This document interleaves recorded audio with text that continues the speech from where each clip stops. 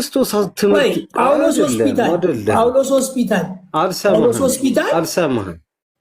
ጳውሎስ ሆስፒታል ወንጌል ስለሆነው ነገር ነው አይደለ? ወንጌል ስለተሰባሰበ ስለ ጳውሎስ ሆስፒታልና ስለ እንትና ሆስፒታልና በአጋንንት ስም ስለሚፈውሱት ሰዎች እኛን አይመለከትም። ላወራክ የፈለኩት ፈውስ ነው ወይ? እኔ እኮ አሁን እኮ ፈውስ ትንቢት ምናምን ነብይነት ፈውስ ነው አልኩኝ እንዴ? አጋቦስ ፈሪሳዊ ነው አይደል እኮ አይልም እኮ ይላል እንዴ? ይኸው ይላል እግዚአብሔር ስለ ፈውስ አይደለም። እኛ ጉዳያችን ስለ ቤተ ክርስቲያን ውስጥ አገልግሎት ነው እኮ እንዲለዩ እኮ መለየት ይሁን። ማታ ቤተ ክርስቲያኑ ስለማደሳይ ተቃቅፎ ምንድነው ሲል የጸጋ ስጦታ ኢምፓርቴሽን ምን ጸጋ መካፈል። እናንተ ብረት ነው ወይ ድንጋይ ነህ? ሴት ልጅን አቅፈ ምንም ስሜት ሳይኖር ዝሙትን እኮ ሽሽ ነው የሚለው። ከዛ አንድች ልጅ ይጠራጠራት ነበር ወለደች አለኝ። መልኬ አይደለም ምንድነው አንተ ምን የእግዚአብሔር ቃል ቤተክርስቲያን ቢሆን ትሰማለህ? ከየት አምጥተህ ነው ታዲያ ቤተክርስቲያን እና አይደለም ማጣመምን ያስተማሩኝ እኮ እኔ አሁን እሱን አይደለም ያወራው ፈጽሞ መጽሐፍ ቅዱስ በሌለበት ነው። ተጣምሜ አይደለም ተጣምሜ ማጣመም ሰው አልነበርኩ እንዴ? ሰዎች ሆስፒታል ስለተፈወሱ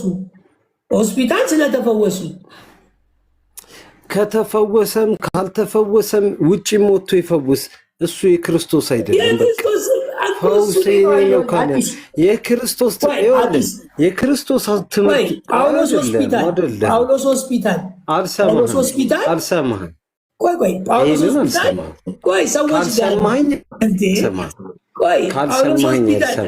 አዲስ እንግባባ። ሰውን የፈጠረው እግዚአብሔር ሰማኛ መጀመሪያ ሰማኛ ምንም በክርስቶስ ትምህርት ከሌለ የእሱ ፈውስ ትክክል ነው። እኔ ስለሱ ነው መመቻው። ፈዋሹ እግዚአብሔር እንጂ እሱ አይደለም። ጸጋ ተሰጠው። ፈዋሹ ስለዛ በክርስቶስ ትምህርት ያልሆነ ሰው ቀጥልሽ ሆስፒታል ሄደ። አሁን ለሰዎች አይምሮ የሰጠው እግዚአብሔር ነው አይደለም? ገባ? ፈውስ መንፈሳዊ አድርጋችሁ የሆነ ነገር እንዳትቆጥሩ። እኔ እንዳይቆጥሩት እኮ ነው። አዲስ ሰውየው የሐሰተኛ ሰውዬ ነው። እግዚአብሔር ሰው የተጨነቀውን ሰውዬ ነፃ ሊያወጣው ይችላል። ሰውየው ልክ ነው እኮ አይደለም። ለምን በስሙ አጋንንትን የማያምኑ ሰዎች አስወጥተዋል። ተዋቸው ነው ያለው። አልተቃወማቸው ክርስቶስ። አሁን የኔ ፍላጎት ምን እንደሆነ ታውቃለህ? ሐኪም ቤትም ትድናለህ። በሆነ አጋጣሚም እኮ የሆነ ቦታ ልትድን ትችላለህ። መንፈሳዊ ግን የምትሆነው ከእግዚአብሔር ጋር የምትገናኘው የተሰባሰብ ነው። እዚህ ጋር የተሰባሰብ ነው አይደለም? በወንጌል ስለሆነው ነገር ነው አይደለም? ወንጌል ስለተሰባሰበ ስለ ጳውሎስ ሆስፒታልና ስለ እንትና ሆስፒታልና በአጋንንት ስም ስለሚፈውሱት ሰዎች እኛን አይመለከትም። ላወራክ የፈለኩት በቤተ ክርስቲያን ውስጥ ግን እሺ በቃ ለምን መሰለህ?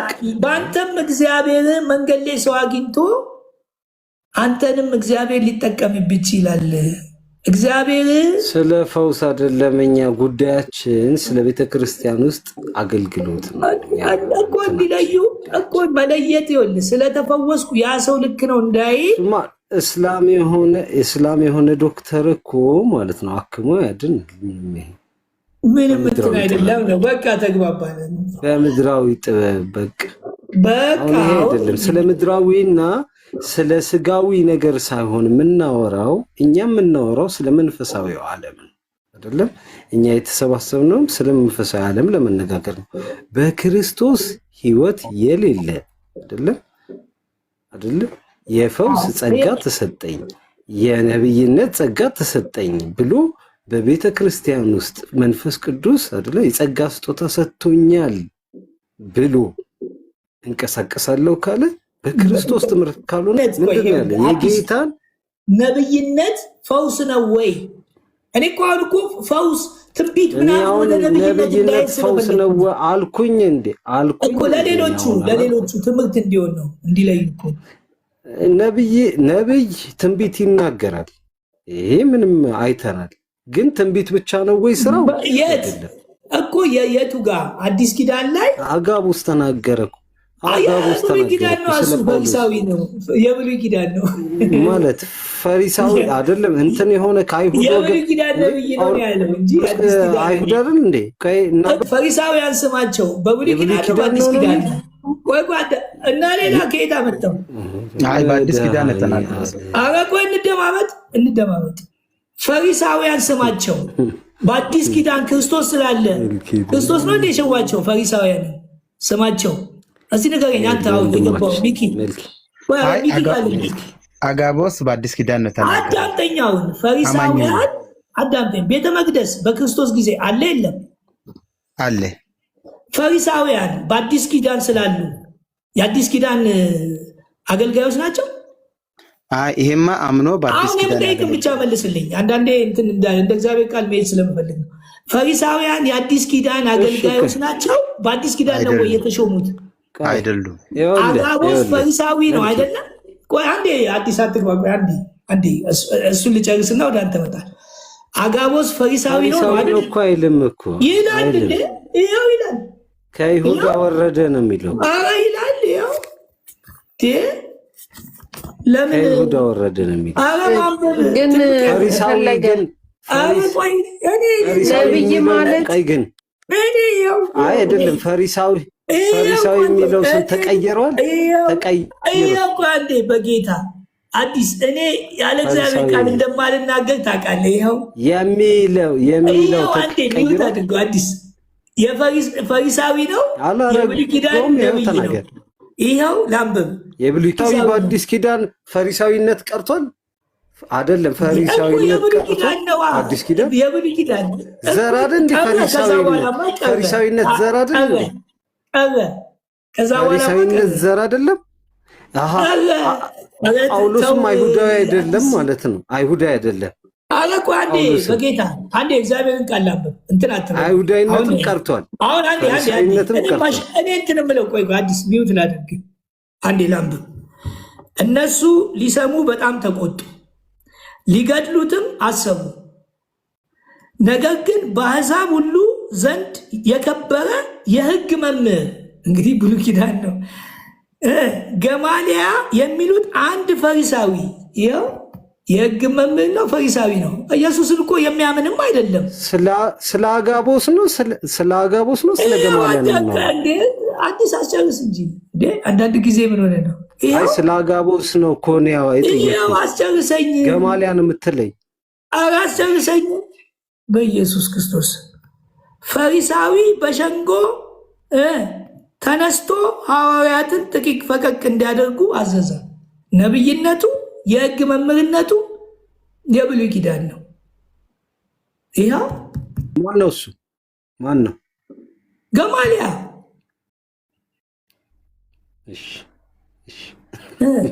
ተሳሳት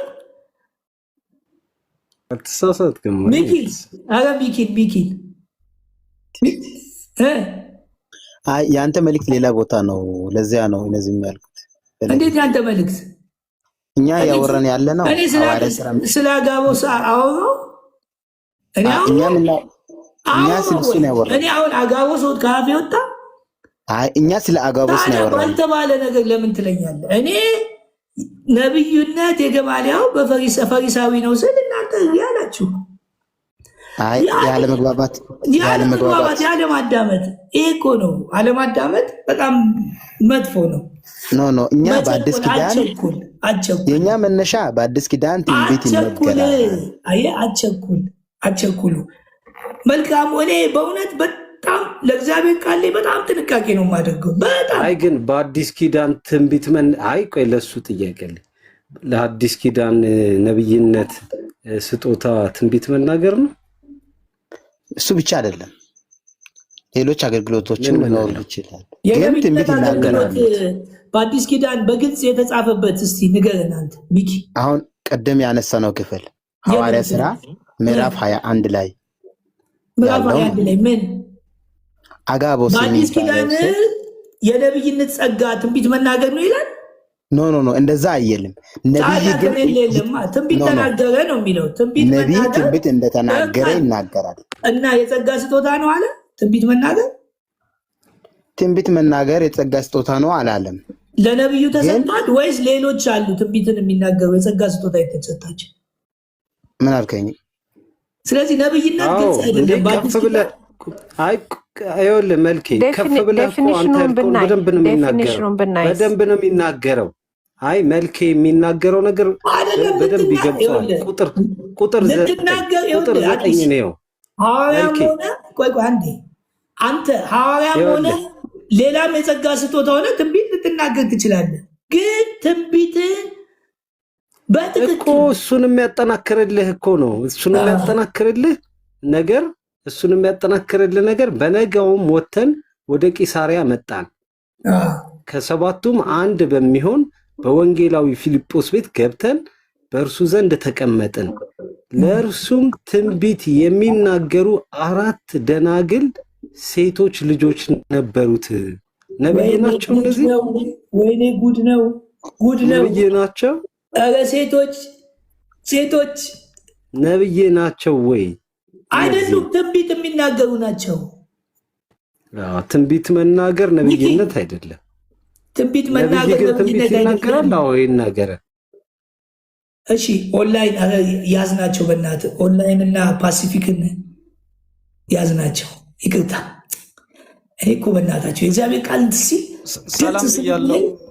ደስ ስለሚለኝ እኔ በእግዚአብሔር ቃል ከመጣችሁ ማንም ሰው የሚያሸንፈኝ ልቤ ማለት ደካማ ጎኔ የእግዚአብሔር ቃል ነው። በእውነት ነው የምላችሁ፣ በጣም ደካማ ጎን ነው። በቃ ለሱ ከሆነ ልቤ ክፍት ነው። ከዛ በኋላ ግን ዝግ ነው። ኦንላይን ተባረክ መልኬ፣ ሰላም ብያለው። ሁላችሁን ዲያቆን አዲስ ሁላችሁን ሰላም ብያለው እና ደስ የሚል ውይይት ነው። እንኳን ደህና ገቡ። ሰላማችሁ ይብዛ። አሜን አሜን። ኧረ ልጅ ነኝ፣ ወጣት ነኝ። እግዚአብሔር ያክብርልኝ። እሺ ልቀጥል። በጣም ደስ እኔ ላለው ቶ አዲስን ዝም ብሎ የውሸትትና ወጣ በቃ ወንድማማቾች ነን። ምንድን ነው? አዎ ትክክል ነው። እሺ እግዚአብሔር እኔ ልኮ ኦንላይን ገና በ75 ዓመት አንቱ ይሉኛል። ገና 75 አይደለም። ተባረኩ። ያው ባህላችን ነው መከባበር። እኔ ይሄ ነገር ቢቀጥል ጥሩ ነው፣ ግን ደግሞ እንዲህ እያስታረቀን እንሄዳለን። ቴንኪው። ምንድነው ደስ የሚል ነገር ነው እየሰማሁ ያለሁት። በአዲስ ኪዳን ብዙ የጸጋ ስጦታዎች አሉ። እውነት ነው፣ መዘርዘርም ይቻላል። ዓላማውን ነው የምናየው። አሁን ትልቁ እኔ የምቸገረው በዚህ ዘመን አንዳንዴ ቃሉ እያለ ነብይ የለም ትንቢትን የሚናገር የለም ብለን ወደ ድምዳሜ እንድንሄድ የሚያደርገን በሰፈር ያሉትን ስለምናይ፣ ጥሩ ምሳሌ የሌላቸው ከወንጌል በተቃርኖ የተሰለፉትን ስለምናይ ብዙ ሰው እንደዛ ይመስለዋል። ግን እኔ በአዲስ ኪዳን አለ ብዬ በጽኑ አምናለሁ። ለምን? የእግዚአብሔር ባለቤቱ እግዚአብሔር ነው። በመንፈሱ ቤተክርስቲያን እስካለች ድረስ በምህረት ዘመን ይሄ አሰራር አለ ብዬ አምናለሁ። ነገር ግን ልምምዱ ግን አሁን የምናየው አይጠቅምም። እነከሌም ከዛ ቤት ከዚህ ምናምን ብለን ብንል አያስተምርም። እንደ መጽሐፍ ቅዱስ ግን እውነት ነው አለ። አንዳንዴ መልኬ ሲናገር እየሰማሁት ነበር። አንድ ሰው ነብይ ሲባል የሚፈውስ ካህን የሚሆን ሁሉንም በቃ የሚያደርግ የሚመስለው እንደዛ ሁሉን አድራጊ ፈላጭ ቆራጭ አይነት አለ። ግን አይደለም። ለምሳሌ ሐዋርያት ሥራ ምዕራፍ 21 ቁጥር 8 ላይ በአንድ ወንጌላዊ ቤት የምናገኛቸው 4 ደናግል ሴቶች ይሄን ወንጌላዊ በቃሉ የሚደግፉ አብረውት የሚያገለግሉ ትንቢትን የሚናገሩ ናቸው። ሐዋርያት ሥራ ምዕራፍ 21 ላይ ከቁጥር 8 ጀምሮ እናገኘዋለን። እና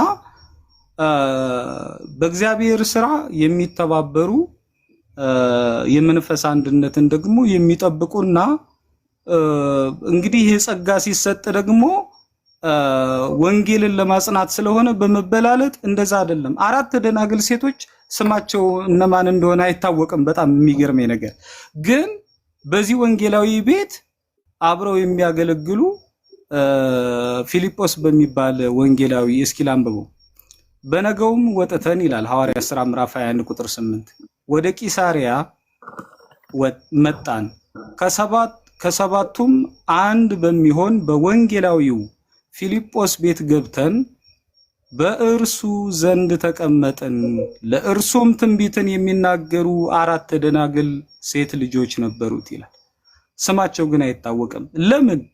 ይሄ ወንጌላዊ ሲያገለግል ትንቢትን የሚናገሩ ብቻ ላይሆኑ ይችላሉ፣ ባይጻፍም ግን ይሄን ወንጌል የሚደግፉ በህብረት ስለሆኑ በህብረት ሲሆኑ ብዙ ጸጋ ለህብረቱ ስለሚወርድ በሌላ ክፍል መጣበታለው ለአንድ ዓላማ ስለሆነ በዚህ ደረጃ ተቀምጧል አለ ብያምናለሁ። ነገር ግን እንደምናየው ትንቢትን የሚናገሩ ሴቶች ስማቸው ባይጻፍም ነብይ ተብለው የሚፈውሱ አድራጊ ፈጣሪ ፈላጭ ቆራጭ ግን አይደሉም። የመንፈስ አንድነትን የሚጠብቁ ናቸው ብያምናለሁ። ለምሳሌ ዘማሪዎች ቢኖሩ በዛ ጉባኤ ምንም ያደርጉ ናቸው የሚተጉና የሚያገለግሉ። ለምን? ለአንድ ዓላማ በአንድ መንፈስ የተሰበሰቡ ናቸው ብያምናለሁ። ሌላ ቦታም ሂጄ በዚህ አጋጣሚ የዝማሬ ጸጋ ከየት ነው የመጣው? የዝማሬ ጸጋ ላይ በአዲስ ኪዳን እስኪ እሱን እንሂድበት አለ። አንደኛ ቆሮንቶስ ላይ ልሂድበትና አለ። እሺ አመሰግናለሁ መልክዬ። አንደኛ ቆሮንቶስ ላይ አለና ቅድምም እያጋራዋችሁ ነበረ። በጥቅስ ባወጣው ጥሩ ነው። ስለሚያስፈልገን እሺ። ይህ ሁሉ ግን የአንዱ መንፈስ እንደሚፈቅድ ለእያንዳንዳቸው ለየብቻው እያካፈለ ያደርጋል ይላል አይደል? ምዕራፍ 12 ላይ የጸጋ ስጦታ መንፈስ ቅዱስ ለእያንዳንዱ ሰጠ ብሎ አስቀምጧል። የመዝሙር ዘማሪ ሶሎም ይሁን ኳየርም ይሁን የጸጋ ስጦታ መንፈስ ቅዱስ ሰጠ የሚል ነገር አለ? በእሱን ላሳይ መልክዬ። አለ የለም? አሁን ወይ አለ። ስለዚህ መንፈስ ቅዱስ ይሄን ጸጋ ስጦታ ሰጥቷል። እሱን ላሳይ መልክዬ እኮ። አሁን እንትን አትበለኝ። በኋላ ወደዛ ሄደ ስትገባ ሰጥቷል የሚል ከሌለ ቀጥታ ነው የምናገረው። በጣም ጥሩ ነው የምናገረው። አቆምን። እሺ መንፈስ ቅዱስ የመዝሙር የጸጋ ስጦታ ሰጥቷል የሚል እሱን አውጣና አሳይ። ኦኬ እሺ። እንግዲህ ክፍሉ የጀመረው ስለ ስጦታ ከምዕራፍ 12 ነው እስከ 14 ይመጣና 14 ላይ እንዲህ ይላል። ቀጥታ ላይ ልሂድ ለመልኬስ ነው። ምዕራፍ ስንት ላይ ነው? 14 26 ላይ ልሂድ። 14 ስንት? 26 ድረስ እሺ ችግር የለውም። እሺ እንግዲህ ወንድሞች ሆይ ምንድነው አለ በምትሰበሰቡበት ጊዜ ለአንዱ መዝሙር አለው፣ ትምህርት አለው። ቆይ ላግኘው። ለእያንዳንዱ መዝሙር አለው ነው የሚለው። ለሁሉም መዝሙር አለው ማለት ነው።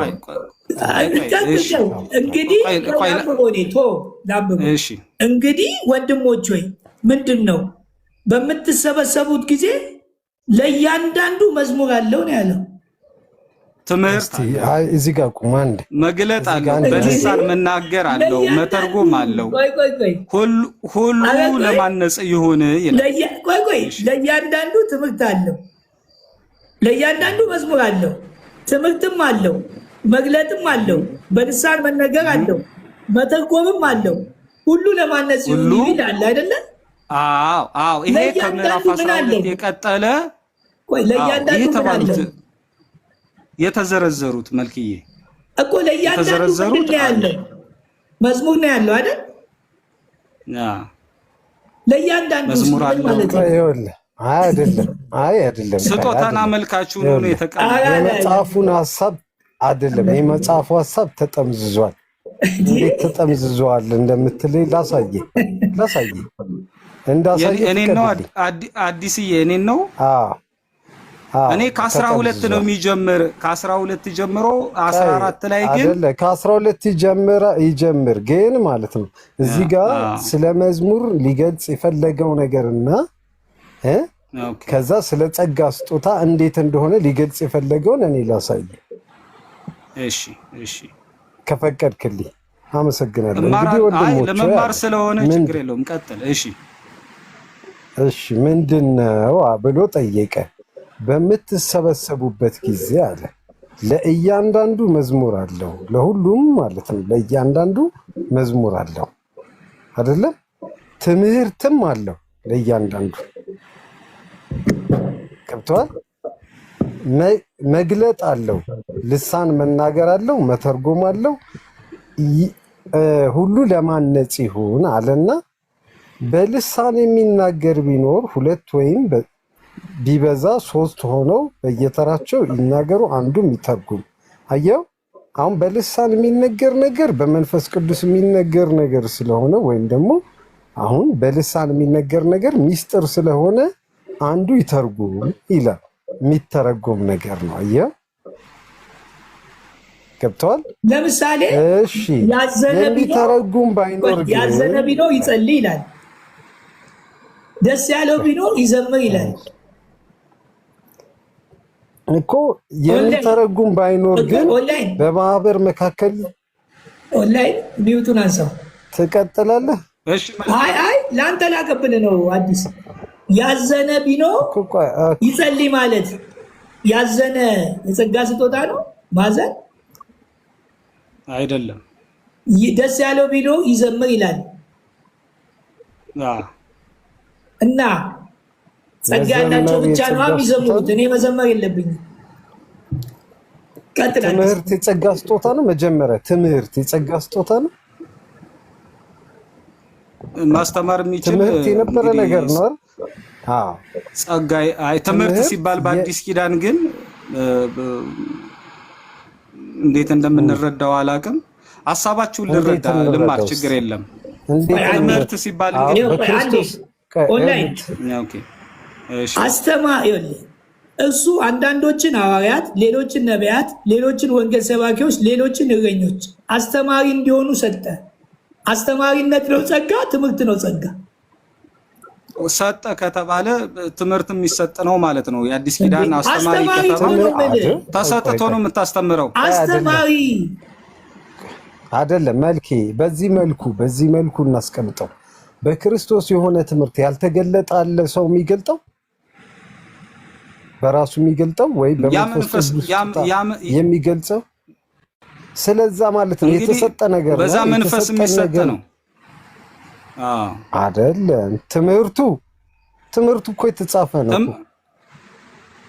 አስተማሪ ስትሆን ግን ይሰጣል፣ ጸጋው ይሰጣል።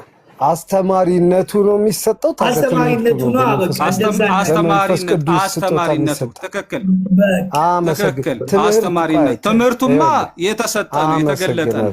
ልክ ነህ። እሱ ጋር ነኝ። ያየው ትምህርት አለው ሲል ይሄ በመንፈስ ቅዱስ የተሰጠ ነው።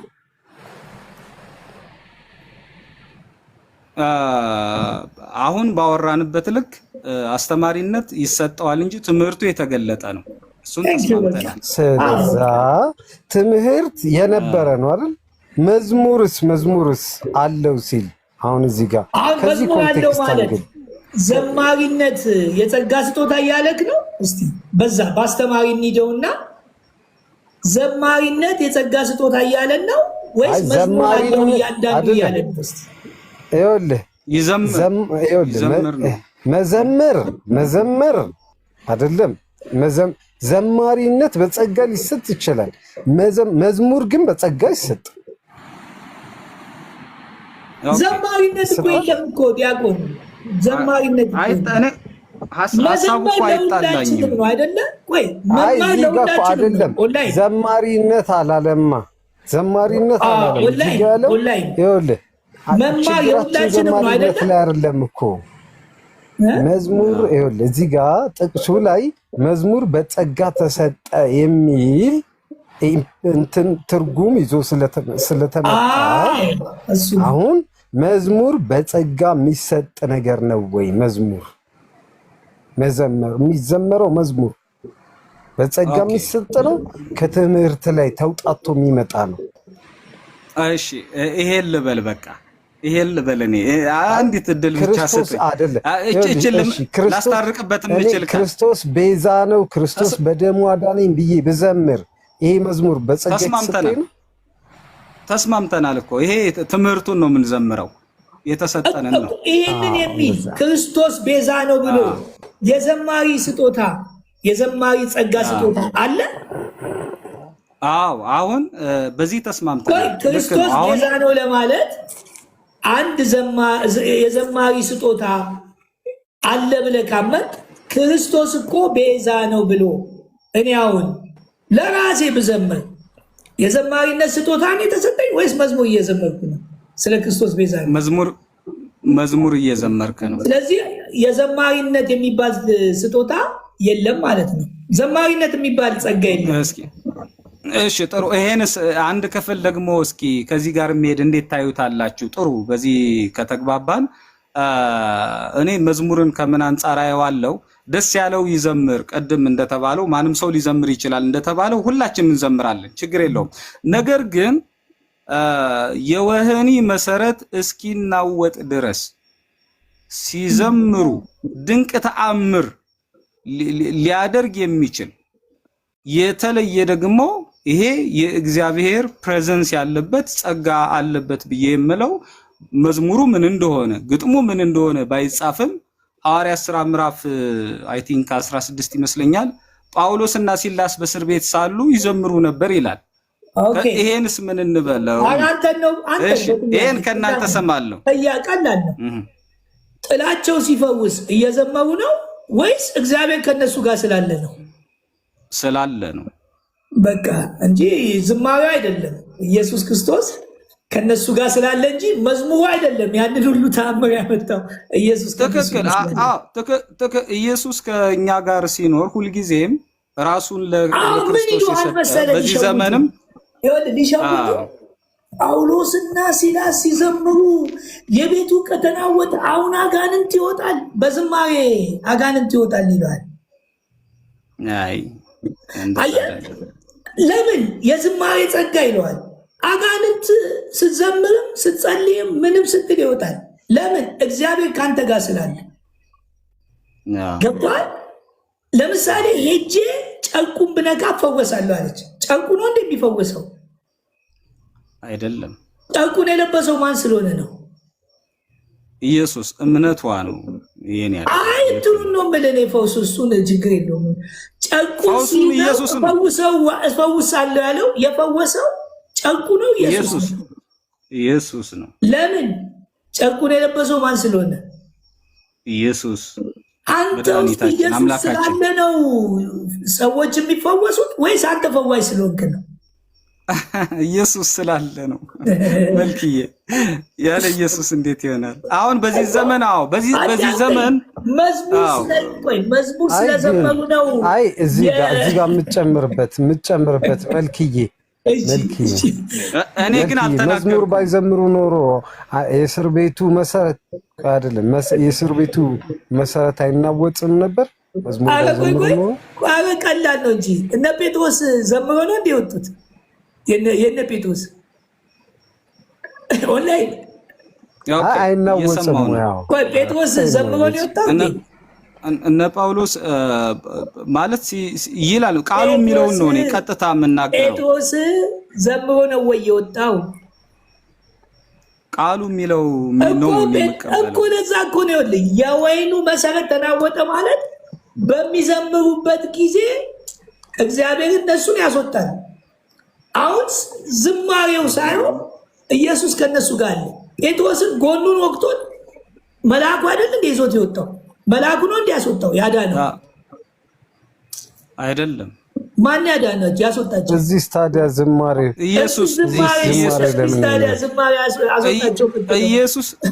ኢየሱስ ከነሱ ጋር ስላለ ነው። አሁን እኔ ያን ልናገር የፈለግኩት እናንተ ባላችሁት እኔ እኮ የእናንተን ሀሳብ ደግፌ ነው፣ በተለይ የመልኬን ደግፌ ነው። ዲያቆን የተናገረው ልክ ነው። በማን የምንገባብህ ትክክል ነው። እኔ በነገራችን ላይ እየተማማረን ነው። ደስ ብሎኛል። እኔ ክርክር አይደለም ይሄ። ልክ ነው። አሁን ሁሉም ሰው እዚህ ጋር ጥሩ ነገር ይዞ ይሄዳል። አንዳንዴ ኢየሱስ ሳይኖር የሚደረጉ ፈውሶች ትሪክስ ናቸው ወይ አስማት ናቸው ወይም ከሰይጣን ናቸው ብዬ አምናለሁ። በቃ ይሄ ነው። ኢየሱስ ስላለ ብቻ ኢየሱስ በማን ይሰራል? በሰዎች ይሰራል። ከነርሱ ጋር ሲኖር ብቻ ማለት ነው። ከዛው ውጭ ከሆነስ ቅድም ስትል ነበር መልክዬ እኛ ያላደረግነውን በስምህ ያላመኑ ከኛ ወገን ያልሆኑ አጋንንትን ሲያስወጡ አየን አሉት እና ሌላም ሊያደርግ ይችላል። ግን ሌሎቹ ያምናሉ ማለት ነው? ኢየሱስን ይከተላሉ ማለት ነው? አይደለም ነው። ኦንላይን እግዚአብሔር ለማዳን እኔ ማምነው እግዚአብሔር ለማዳን እግዚአብሔር መንፈስ ነው፣ በሁሉ ቦታ ይገኛል አይደል? ትክክል። ማንም በሌለበት እኮ ብዙ ሰዎች በራእይም በህልምም እዛው በአንድ በአካልም ተገልጾላቸው ከበሽታቸው አድኗቸው ምን ብሏቸው ይዟቸው ይመጣል አይደለም? ትክክል። እግዚአብሔር ሁሉ ቦታ አለ ብለን ነው ማመን ያለብን እኛ። አሁን ኢየሱስ የሌለበት ስትል ኢየሱስ የቱ ጋር ነው የሌለው? ሁሉ ቦታ አለ። የሌለበት ማለት እንዲህ ኢየሱስ የሚሰራው በእኛ ነው። እንዲሰራ ደግሞ የሚያዘው እኛ ነው፣ በሰዎች ነው። ኦንላይን አሁን እኔ የፈለኩት ለምን መሰለህ? ኦንላይን እስማማበታለሁ። የአሁኑን ሂሳብ የአሁኑን ሀሳቡን እስማማበታለሁ። በምኑ እኔ እስማማበታለሁ። በምኑ? በየትኛው? አመሰግናለሁ። የክርስቶስ ትምህርት እሱ በሚለው ኦንሊ በሚለው ክርስቶስ የሌለበት መንፈስ ቅዱስ አዲስ አይደል? ስለ ቤተ ክርስቲያን የምናወራ ከሆነ ቤተ ክርስቲያን ውስጥ መኖር ያለበት የክርስቶስ ትምህርት ነው። ሾልኮ የሚገቡ ምናምን አሉ። እኔ ደግሞ እግዚአብሔር ለማዳን ነው እኮ የምልህ። መንፈስ ቅዱስ ዓለምን ይወቅሳል ይላል። ማንን ነው የሚወቅሰው? ኃጢአተኞች ማለት በክርስቶስ ያላመኑትን ይወቅሳቸዋል እንዲመጡ። በዛ መካከል እኮ ታምር ሊያደርግላቸው ይችላል። አየህ፣ ታምር አድርጎላቸው ያለኛ ሊያመጣቸው ይችላል። አንዳንድ ጊዜ አረብ ሀገሮች ሲናገሩ ሊገናኛቸው ይችላል። አትደምድመው እኮ ነው። አንደምድመው። ትምህርቱ ግን ግዴታ የክርስቶስ ትምህርት መሆን አለበት። መልክዬ እኔ ትንታኔ አልሰጠውም እንጂ በልዩ ልዩ አይነት መንገድ እንደሚሰራ እኮ አምናለሁ። በደንብም ደግሞ መተንተን እችላለሁ። አረብ ሀገር ያሉ ወይንም ጠንቋይ ቤት ያሉ እንደዚሁ በሌላ በኢንዱዝም ያሉ እግዚአብሔር እኛን ሳይልክ ቀጥታ ያገኛቸውና ይዟቸው ይመጣል። የሚገርም ሲናገሩ በቃ እኔ አላቅም አለ ኢየሱስን አላቅም፣ መጽሐፍ ቅዱስን አላቅም፣ ግን እንደዚህ በአካል እንትን አለኝ ብለው የሚመሰክሩት ነገር አለ። አየው፣ ዋናው እግዚአብሔር ለማዳን የሚያደርገውን ነገር ስላለ እኛስ ምን ነበርን? ቅድም እኮ ልመሰክር እንቅፋት ናችሁ አንተና ጊዜ እንቅፋት ጊዜ አልኩኝ። ጊዜ ኪንግ ማለት ነው። እንቅፋት ሆናችሁ ቦርናጌንም ቪዲዮ ያስከፈትኩት ምስክርነት ልሰጥ ነበር። እኔ ምን ነበርኩ? ዋና አመፀኞች መሪ እንደ አመፀኞች መሪ። አንተ ደግሞ አንድ ቀን አሳሳትኩ ብለህ እኔ ዘመኔን ጠማማ አይደለሁ እኔ ነብኝ አልኩ እኮ ትናንት አልነገርኩም። አዲስ እሱ ላይ እንኳን እዚህ ቲክቶክ ላይ እንኳን ሰዎች አሉ ወንጌልን የሚናገሩ ትምህርቱም አለ። ምንም ትምህርት በሌለበት እግዚአብሔር ፒክ ያደርጋል። የሚገርም ከጠንቋይ ቤት ያወጣቸዋል።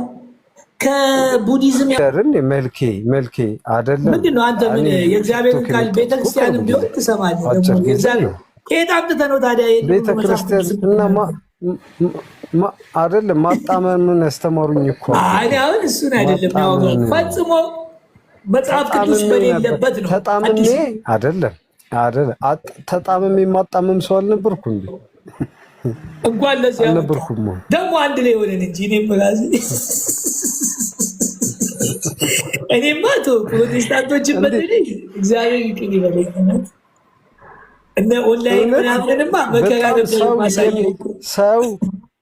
ሰው መልስ ስላጣ በእግዚአብሔር ቃል አጣምሜ መልስ ስላጣ አዝኖብኝ የሚከፋብኝ በቃ የሚያዝንብኝ በልቡ ማለት ነው ልቡ የሚሰበርብኝ የነበርኩ አጣማሚ ነበርኩኝ።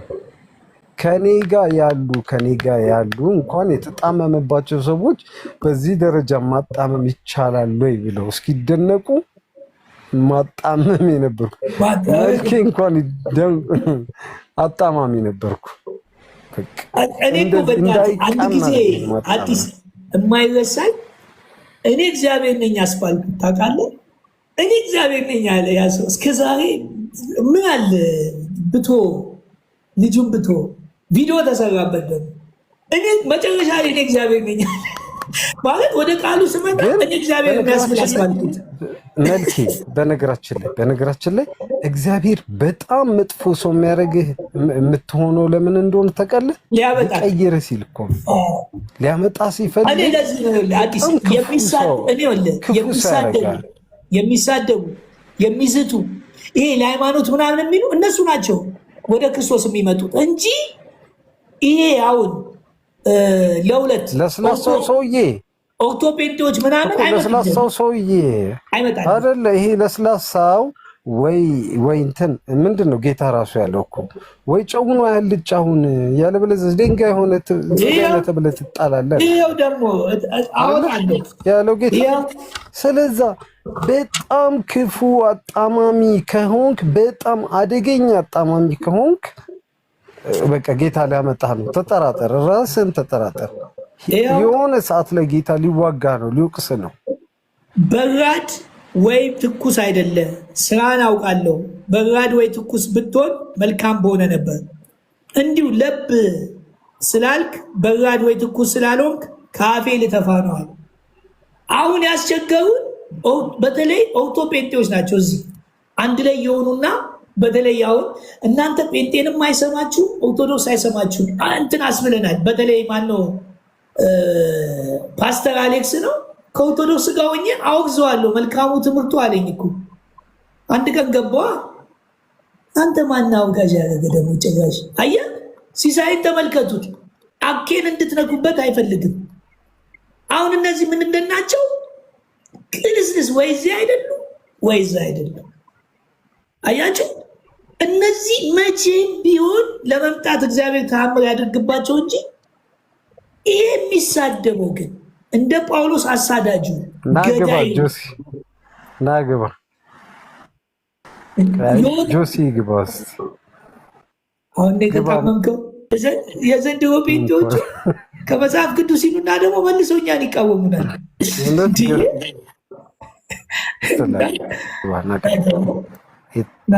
እሺ ጆን ሰላም መልኬ ግን አንድ ሀሳብ ነበረኝ። ቀጥል። በጣም ደስ የሚል ነገር ነው የሰማሁት። እውነት ነው። እግዚአብሔር በአንድም በሌላ ይሰራል። በሾማቸው በልጆቹም ጸጋ አስቀምጦ ጉባኤን ያንጻል። በህልምም ደግሞ በሩቅ ያሉትን ሁሉ ያመጣል። ልክ ነው፣ እውነት ነው ያላችሁት። ነገር ግን አንድ ብዙ ጊዜ ሲሳት የማየው ነገር ምን መሰላችሁ? እንደኔ እንደምለው ማለት ነው ጸጋ የሚሰጠው ወንጌሉን ምን ለማድረግ ነው? ለማነጽ ነው። ለምሳሌ ሐዋርያ ጳውሎስ ድንኳንም እየሰፋ ብዙ ነገር የነበረውን ነገር ሁሉ ለምን አመጣ? የራሱን ነገር ሁሉ ለወንጌል አመጣ ነው። በዚህ ዘመንስ እሱን ለአድማጭ ልቶ በሌላ ደግሞ ጸጋ ይሸጣል ወይ? ጸጋ ይሸጣል ወይ? ክርስቶስ በነፃ የሰጠንን ጸጋ ለግል ዓላማ ማዋል እንችላለን ወይ? እንደ መጽሐፍ ቅዱስስ ትክክል ነው ወይ? ይሄንም እንድትሄዱበት ፈልጋለሁ። እኔ ትክክል አይደለም ብዬ ነው ማስበው። ያለንን ነገር እንዲያውም ሐዋርያት ሥራ ምዕራፍ 2 ላይ ባለፈው ስታነበው ነበር መልክዬ፣ ጥሪታቸውን እየሸጡ ጥሪታቸውን ቋሚ ሀብታቸውን ሁሉም ወደ ህብረቱ ይቀላቀሉ ነበር ነው የሚለው። አይደለም ደግሞ ጌታ የሰጠንን ደግሞ እንኳን ልንሸጥ እና ለግል ዓላማ ልንጠቀም ይቅርና ያለንንም ሁሉ ሰተን ነው የምንከተለው። መች ያኔ በሐዋርያት ትምህርት ማለት ነው። በዚህ ዘመን ደግሞ እንዲህ አይነት ልምምዶችስ አሉ ወይ? ወይስ የምናያቸው ነገሮች በሙሉ እንደ መጽሐፍ ቅዱስ ናቸው ወይ ብለን ደግሞ እናያለን። እሱን እንድትሄዱበት ፈልጋለሁ። ሰው እንዲማርበት እንዲያስተውል። ሌላ ደግሞ ድንቅና ተአምር እቺ ነች ዋና። አማርኛ አስተካክል። እሺ አማርኛ የምታስተካክለው ምንድነው? ጸጋ ይሸጣል የሚል አማርኛ አትናገር። ጸጋ ይሸጣል አይደለም። አንድ ቦታ ሮሜ ላይ ነው። ይኸውልህ ሮሜ ላይ እግዚአብሔርን ማትረፊያ ያደርጉታል ይላል። አሁን በሚደረገው ነገር ላይ እግዚአብሔርን ሳይሆን በተሰጣቸው ጸጋ ይሸጣል ስትል እንዴት ብሎ ነው ጸጋ የሚሸጠው? ጸጋ ይሸጣል ካልክ እኮ ሻጩ መንፈስ ቅዱስ ነው። በሚሆነው ነገር ነው። የጸጋ ስጦታ በነፃ ነው የተሰጠ። የሚሆነው ነገር የሚደረገው ነገር አትነግድበት ነው። እግዚአብሔርን ማትረፊያ አታድርግ። ገብቶሃል? ገባ? በሚሆነው ነው። ጸጋ እንዴት ነው የሚሸጠው? አማርኛው ምንድን ነው? እግዚአብሔርን ማትረፊያ የሚያደርጉ አሉ ይላል። እግዚአብሔርን ምን? አሁን የተሰጠን ስጦታ የኔ ነው ትላለህ። አሁን ተአምሩ ላይ አይደለም። ቅድም እንዳልከው በብሉይ ኪዳን ያሉት ራሱ ነቢያትም ሐዋርያትም አባቶችም ምን አለ ኢየሱስ? እችን ያዛት ለሌላ ጊዜ ጠቅማል። ሉቃስ 24 ሁለት ቦታ ነው። ሉቃስ 24ን ያዝ። ለዚህ ጥያቄ መልስ ትሆናለች። ሉቃስ 24 አንደኛው 27 ቁጥር ከሙሴና ከነቢያት ሁሉ ጀምሮ ስለ እርሱ በመጽሐፍት ሁሉ የተጻፈው ምን አለላቸው? ተረጉምላቸው። እዚህ ጋር ደግሞ ዝርዝሩን ይነግረናል። 44 እርሱም ከእናንተ ጋር ሳለው በሙሴ ሕግ በነቢያት በመዝሙራት ስለ እኔ የተጻፈው ሁሉ ይፈጸም ዘንድ ይገባል። ስለማን የተጻፈው ይፈጸም ዘንድ ነው? በሙሴም በነቢያትም በመዝሙራት የተጻፈው ስለ ኢየሱስ። አሁንስ ስለማን ይፈጸም ዘንድ ነው ይሄ ሁሉ ጸጋ ስጦታ የተሰጠው? ወንጌሉ የተፈጸመው ወንጌል ያኛው ይፈጸም ዘንድ ነው። አሁን ደግሞ የተፈጸመውን ወንጌል ለትውልዱ በተአምርም ይሁን በእግዚአብሔር ቃል ይሰበክ ዘንድ በኃይልና በስልጣን ይሰበክ ዘንድ ነቢይሙን ሐዋርያሙን አስተማሪሙን ምንሙን ፍጻሜው ወንጌል ይሰበክ ዘንድ ነው። ወንጌል የማይሰብክ የጸጋ ስጦታ ሰውየውን አንፈልገውም። ለራሱ ሐሰተኛ ነው እንጂ አንፈልገውም። ሐሰተኛ ነው። ምንም ልጨርስ አንድ ደቂቃ ብቻ ከተፈቀደልኝ ቃሉን አስተካክያለሁ። መዝሙር ተሸጠ እንዳት ሁለተኛውን ላይ ያ መዝሙር ከፍትልናለሽ እናጣለን። አዲስ ይሰማል ድምጼ። ሌላ አዲስ አንድ ነገር ልንገራችሁ። ከባድ ነገር ለማለት የፈለግከው እንግዲህ የለም። ከባድ ነገር ልንገራችሁ። በጣም በየቤተ ክርስቲያኑ በዝቶ እኔ በቃ ተናድጄ የሚያስወጣኝ ነገሮችም ለነገሩ ጥዬ የሚወጣሁት እኔ አሁን ጴንጤ ሁኑ ምናምን እንዳትሉኝ እሺ። እኔ ጴንጤነት ተሐድሶነት ምናምን አያገባኝም። በክርስቶስ ያመንኩ በክርስቶስ አካል ውስጥ ያለችው ቤተክርስቲያን ውስጥ ነው ያለሁት። በመንፈስ ልጆች የሆኑ ወንድሞች እህቶች አብሬያቸው ከነሱ ጋር አሳልፋለሁ። መልካሙ ጴንጤ ነው፣ መልካሙ ተሐድሶ ነው፣ መልካሙ እንዲህ ነው አትበሉኝ። በቃ እኔ አይደለሁም። ይሄ ስያሜ በተሰጠበት ነገር ውስጥ አልገባምም፣ አልካሄድም። በቃ አማኝ ነኝ እኔ፣ እምነታዊ ነኝ የማምን በቃ ይሄ ምክንያት የማልፈልግ እይታን የማልፈልግ አማኝ ነኝ። ግን በክርስቶስ ደም ውስጥ የተዋጀች ቤተክርስቲያን በሰማይ ላይ አለች። የሚያምኑ ሰዎች ቤተክርስቲያን ተብለዋል። የሚያምኑ ሰዎች ቤተክርስቲያን ናቸው። በእግዚአብሔር ቃል በእውነተኛው ትምህርት በክርስቶስና በሐዋርያት ትምህርት ላይ የተመሰረቱ ሰዎች ካሉ ከነሱ ጋር ህብረት አደርጋለሁ። 24 ዓመት ሳይሆን እድሜ ልኬን አንዴ በኦርቶዶክስ ሃይማኖት አንዴ ደግሞ በፕሮቴስታንቱ ብዙ ቦታ ምንም እንደዚህ ሰው ብድግ ብለን እኛ ስንት ቸርች ከፍተናል፣ ለሌሎቹ እንዲከፍቱም አድርገናል። ሁሌ ግን ደስተኛ አልነበርኩም። ሰው እንዴት ነብይ ነኝ ብሎ ቤተክርስቲያን ይከፍታል? ሐዋርያ ነኝ ብሎ ቤተክርስቲያን ከየት ነው የመጣው? አሁን ምንድነው ምን ተጀመረ? ኢምፓርቴሽን የሚባል በጣም አደገኛ ብዙ ሴቶች የወለዱበት ብዙ ሴቶች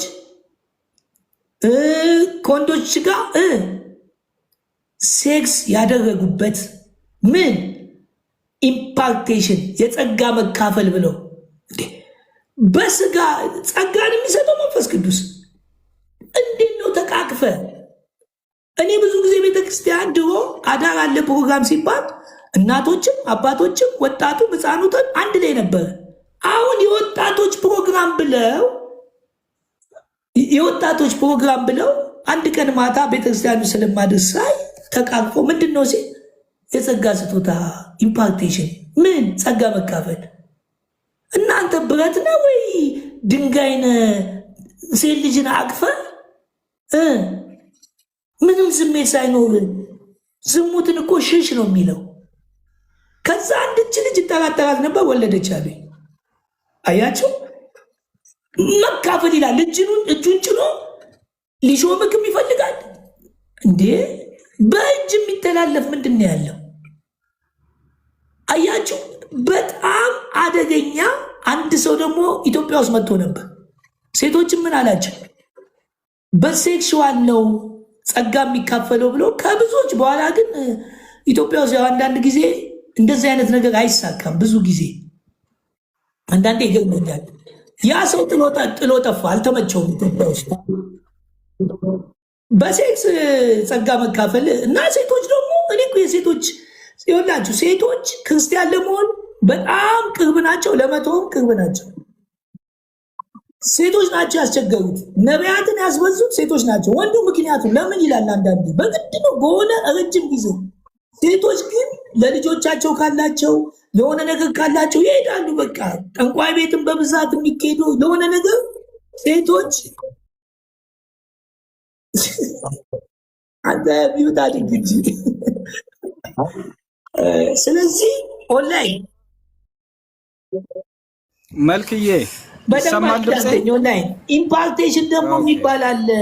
ይኸው ተመልከት፣ በየቦታው የጸጋ ስጦታ ተቃቅፎ ምን ብለው አደገኛ ነገርም አለ። ይሄ ወደ ምን አውሮፓዎችን ወደ ምን ወሰዳቸው? ወደ ሶዶሚያን ነከሰኝ ይላል። ይሄ ደግሞ ምን እንደነከሰኝ አላውቅም። ነከሰኝ በእናትህ ሚስት ነች የነከሰች። ነከሰኝ ነከሰች ሚስት ጋር ሆነ። አንቺ አትናገሺ፣ ስርዓት ያለሽ። ወንጌል ያስፈልጋታል፣ ወንጌል ያስፈልጋታል። ስለዚህ ኢምፓርቴሽን የለም። የጸጋ ስጦታ የሚባል ኢምፓርቴሽን በስጋ የምታካፍሉት ነገር የለም።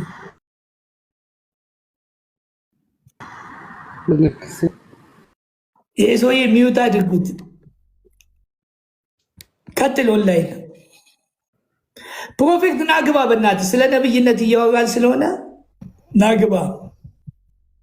እኛ ነብይነት አንቃወምም አለ ብለን ሰማል። ድምጼ መልክ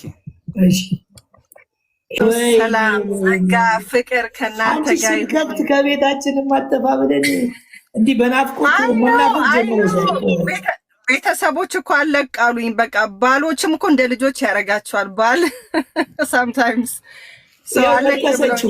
ሚስቱ ነከሰችው። ይኸው አዲስን ኦኬ እነ ግድ ወይ መጥፎ እኮ አይደለም ካላመመ። አይ ተው ከሷ ራሱ ወረድ በል። ደስ ይላል። መዝሙር ልጋብዝ። ቆይ እስከዚህ ያለ እኔ ችክችክታ እንትን ብሎኛል። ዮኒስ እስከዛ ሌላ ከዚህ ያለ ማለት ነው። ቀዝቀዝ ያለ እኛ ችክችክታ ለራሱ ዓለም እየጮህብን እነ ቴዲ አፍሮ እየጮህብን አይደል? ዋናው እኮ ግን ከቃሉ ነው። ቃሉና የሚዘመረው ነው። ኦንላይን ቀጥል።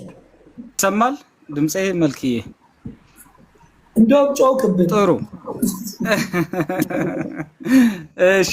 ያው አንድ ነገር ምንድነው አሁን ብዙ ጊዜ ድንቅና ተአምራት እናያለን እንደ ቶፒክም አድማጭ እንዲሰማው ነውና፣ ነገር ግን አንድ ሰው ፈውስ በህይወቱ ሲደረግ ያው ፈውስ የስጋ ፈውስ ነውና በመጽሐፍ ቅዱስ ያለው ፈውስ ደግሞ ያው በዛ የተደረገውን ተአምር ብዙዎች አይተው በድንቅና ተአምር እንግዲህ ኢየሱስ ክርስቶስም ሐዋርያትም ሲያደርጉ ስለነበረ ሰዎች ወደ መዳን እንዲመጡ ነው። ጥሩ ነገር ግን ሰው ፈውስ ላይ ካተኮረ ያ ነገር ተገቢ ነው ወይ የሚል ጥያቄ አለኝ። ለምንድን አንድ ሰው ከሆነ በሽታ ተፈውሶ አንድ በእድሜው ጎልማሳ የሆነ ሰው ከሆነ ዓመት በኋላ ደግሞ ሞት አይቀርም ይሞታልና፣ ነገር ግን እንደዚህ አይነት ፈውሶች ደግሞ በጣም ትልቅ ተደርገው ሲወሩ እንደው እንትንስ ናቸው ወይ አስተማሪስ ናቸው ወይ? የግዴታ ደግሞ እኔ ትክክለኛ ነኝ እኔ ትክክለኛ ነብይ ነኝ አስተማሪ ነኝ ብለው ለሚሉ ሰዎች እንዲህ አይነት ቪዲዮ ክሊፕ የሚያደርጉ አንዳንዶችን አያለውና፣ ነገር ግን አንድ ዛሬ የተፈወሰ ሰው ከሆነ ትልቅ በሽታ ነገ በመኪና አደጋ ሊሞት ይችላል። በፈውስና በተአምራትስ የሚጸና እውነት ይኖራል ወይ? እንዴት ታዩታላችሁ የሚል ጥያቄ ጠይቃለሁ። ለምን ሰው ነፍሱን አጉድሎ እንትን ሰው ስጋውን አትርፎ ነፍሱን ቢያጎድል ምን ይጠቅመዋል የሚል የእግዚአብሔር ቃል አለ። ዓለሙን አትርፎ ነገር ግን ትልቁ በህይወት መዝገብ መጻፋችን ላይ አይደለም ወይ? ዛሬ ብዙዎች ከሌ ይሻላል ከሌ ይሻላል ከሌ ይጸልይልን ከሌ ነው ትክክለኛ ከሌ ምናምን የሚባለው ጋር መከዱ ምንድነው ቤኔፊቱ? ፈውስስ ብናገኝ ያ ፈውስ እኮ ምድራዊ ነው አይቀጥልም። እኛ በሆነ አጭር ጊዜ ተሰናብተነው ልንሄድ እንችላለን። ዘላለማዊ አይደለም። ዘላለማዊ ፈውስ ደግሞ ስማችን በህይወት መዝገብ ስለመጻፉ ነውና ይሄን እንዴት ታስታርቁታላችሁ? ቢወራበት በጣም ደስ ይለኛል። በድንቅና በተአምር የሚመሰረት መሰረት ያሸዋ መሰረት ነው ብዬ በግሌ አምናለሁ። ለወንጌል ግን ሲሆን ብዙዎቹ ወደ መዳን እንዲመጡ ድንቅና ተአምር ምልክትም ጭምር ስለሆነ እኔ እዛ ጋር ተቃውሞ የለብኝም እና ይሄን ነገር እንዴት ታዩታላችሁ ብዬ ለማለት እፈልጋለሁ። መልክዬ ስለሰጠኝ እድል አመሰግናለሁ። ተባረክ። እሰማለሁ እንግዲህ እየወጣው ነው ከስሩኝ እሰማለሁ። በርታልኝ። በጣም ነው ማመሰግነው። አይ እንትን ነው አሁን እኮ ትልቅ ፖይንት ነው ያነሳው። ምንድን ነው ያነሳው? በፊትም ስንል ነበር ጎጆ ቤት ያሳይና ቪላ ቤት ገብቶ ኢየሱስ እንዲያደረገልኝ። ኢየሱስ ጎጆ ቤት የለም ወይ? እንደውም መጽሐፍ ቅዱስ አባብላታለሁ፣ ወደ ምድረ በዳ ወስዳታለሁ፣ የልቧን እናገራታለሁ። እግዚአብሔር ምድረ በዳ ይወስዳል። ኢየሱስ እንኳን ሊፈተን ወዴት ሄደ? ወደ ምድረ በዳ ነው ሄደው። አያችሁ፣ መንፈሳዊ ዓለም መንፈሳዊ ነው። ትፈተን ዘንድ ምድራዊ ነገር ሐሳብህ እንዳይሆን። ሙሴ እኮ ከፈርዖን የልጅ ልጅ ላለመባል ከእግዚአብሔር ጋር እኮ ከእስራኤሎች ጋር ምን መከራን ይቀበል ዘንድ በቃ ብድራቱን ምን ስላለ። አብርሃም እኮ የቱ ጋር ነው? አብርሃም ያዕቆብን ምኑንም ተመልከቱ እስቲ እንዴ። ኤልሳ እኮ 12 ጥማድ በሬ እኮ ነው እንግዲህ በዛ ዘመን መሳል ነው። ዓለም አልተገባቸውም ከተባለ እኛም ዓለም አልተገባንም። እና ታዲያ ለምን በዓለም ትኖራላችሁ? እንግዳ ነን እኛ፣ ምጽአተኛ ነን። መልካሙ ማስረጃ አምጣ። ምንድን ነው እንግዳ የምትለው? የምን እንግዳ ነን እኛ እንዴ?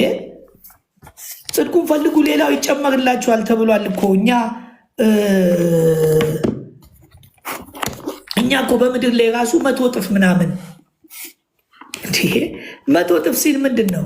መንፈሳዊ ሰላም ነው። እኔ አንዳንዴ ለምሳሌ 100 እጥፍ ሲል እኮ ሰው ሚስቱን ሲተው 100 እጥፍ ሌላ ሚስት ነው የሚሰጠው እንዴ? አንዳንዴ እንዴት ስንተረጉመው ለእኔ ብሎ አባቱን እናቱን የሚተው 100 እጥፍ ያገኛል ሲል ሌላ አባት እናት ነው የሚሰጠው? ኦንላይን ይህንን ትርጉም ሰምተህ ታውቃለህ? በኋላ ሰው ልጁን ሲተው 100 ልጆች ሊሰጠው ነው ወይ? ዓለምን ታሸንፋላችሁ ሲል ዓለም ሰላም የላትም። ዓለም እረፍት የለውም። በገንዘብ ሰላም ማግኘት፣ በገንዘብ የዘላለም ሕይወት ማግኘት፣ በገንዘብ እረፍት ማግኘት የለም። አንተ ግን ክርስቶስን በማመን ቢኖርህም ባይኖርህም ዓለምን ምን ብለሃል? አሸንፈሃል። በሰላም ትኖራለህ። ስለዚህ ቆይ አንድ መዝሙር ልጋብዛችሁ ውስጥ ስለምወደው ነው። ምድር ጊዜያዊ መዘጋጃችን አይደለችም። መልክ ሬዲ ከሆናችሁ እኔም እወዳታለሁ። ቆይ ልመለስ ወደ ቀድሞ ቤቴ የሚለውን እኮ ባለፈው ስትዘምረው ነበረ። አዳምጡ።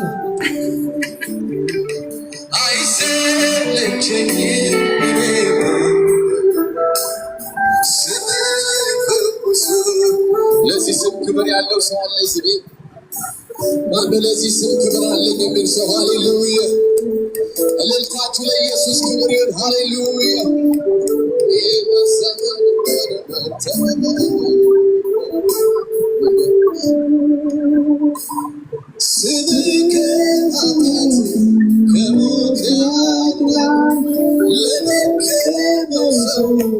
ኃይልን ይሰጣል ኢየሱስ ኢየሱስ ይፈሳል ውስጤ ሰላም ኢየሱስ ኢየሱስ ይፈሳል ውስጤ ሰላም ኢየሱስ ስል ያደነኩህ አይሰለቸኝም እኔማ ስምህ ያድነኛልና። የማታውቀው መዝሙር 24 ዓመት ጴንጤ ነበርኩ። ስምህ ያድነኛልና የስም ሕይወቴን ለውጦታል። ሃሌሉያ! ኢየሱስዬ ስል ያደነኩህ አይሰለቸኝም እኔማ ስምህ ያድነኛልና። መቼም የቴዲ አፍሮን ከምንሰማ በጣም ትዝታለሁ እንደዚህ መዝሙር ሲመሽ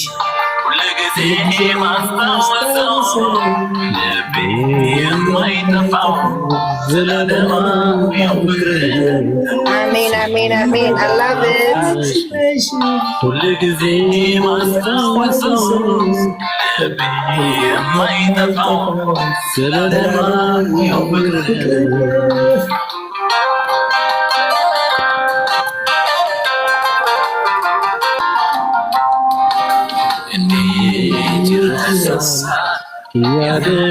ያደረክልኝ